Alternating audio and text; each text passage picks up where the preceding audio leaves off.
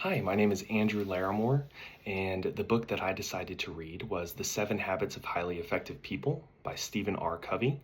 Um, Now, in this book, as far as leadership goes, we learn that leadership is personal growth and success that comes from within. Now, what does that look like? It means that you have to be able to lead yourself before you can lead others.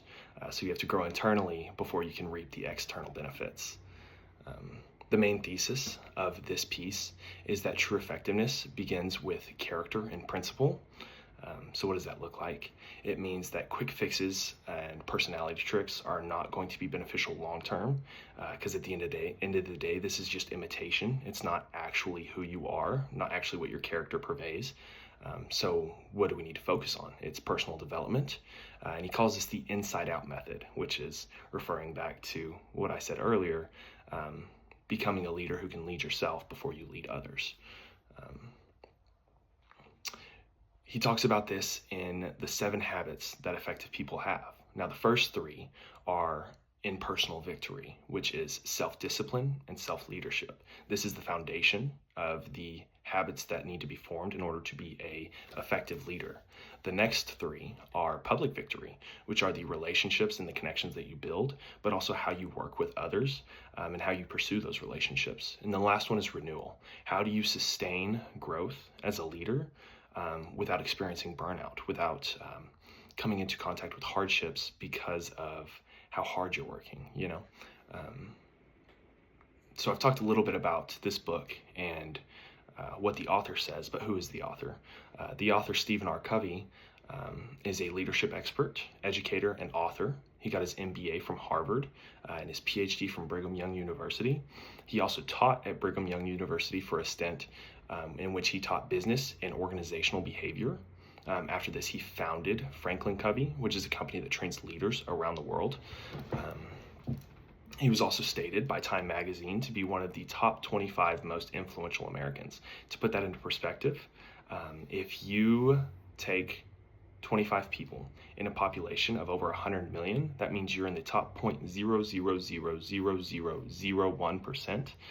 So this is how influential this man is. So we have a lot to learn from him. And what takeaways should we have from this book? I think there are 5 major takeaways, which are: be proactive, begin with the end in mind, put first things first, think win-win, and sharpen the saw. Now, going into that, what is be proactive? How do you be proactive?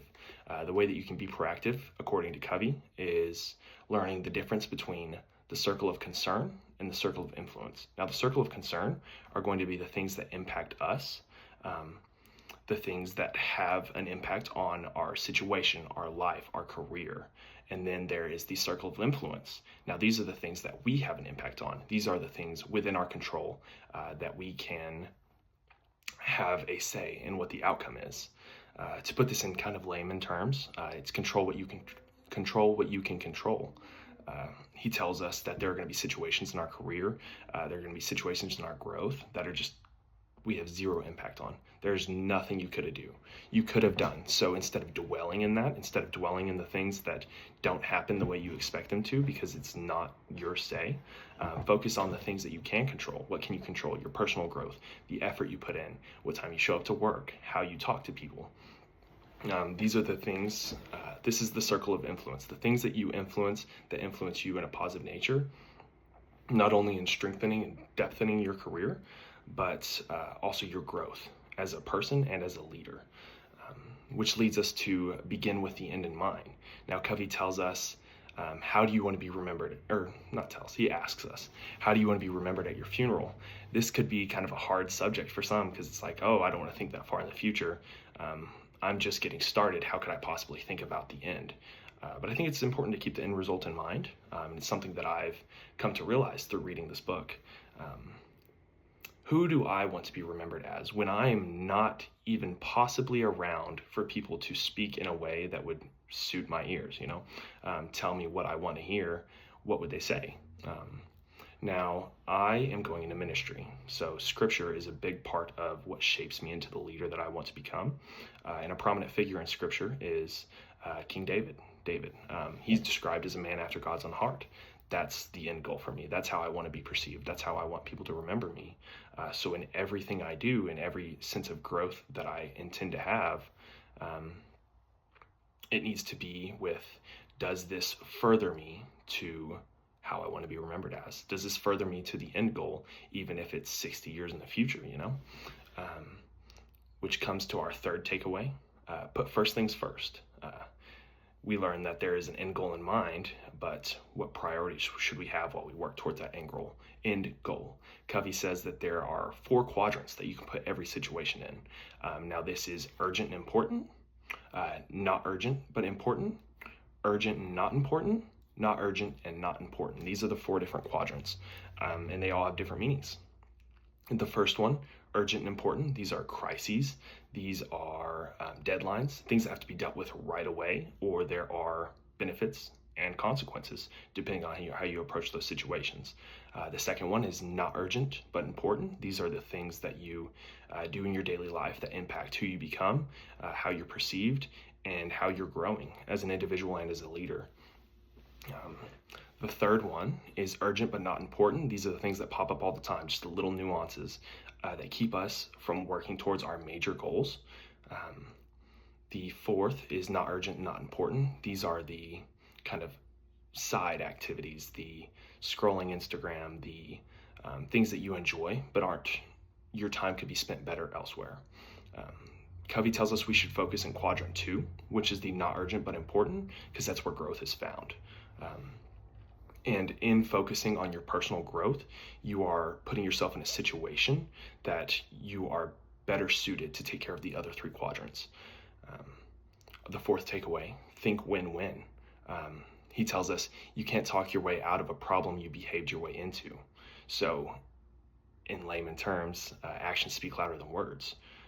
So make sure your actions are what purvey you, make sure your actions purvey you in a way that you would like to be perceived, rather than just having to talk yourself out of a situation or talk yourself up. Because those actions are going to be what people rely on. Those actions are going to be how people perceive you. If you're a leader, that is how people are going to decide whether they want to follow you or not. Or do you lead by example, or do you just tell people what to do and then go not be productive yourself? Number 5, the 5th takeaway, which is sharpen the saw, which comes to the seventh habit,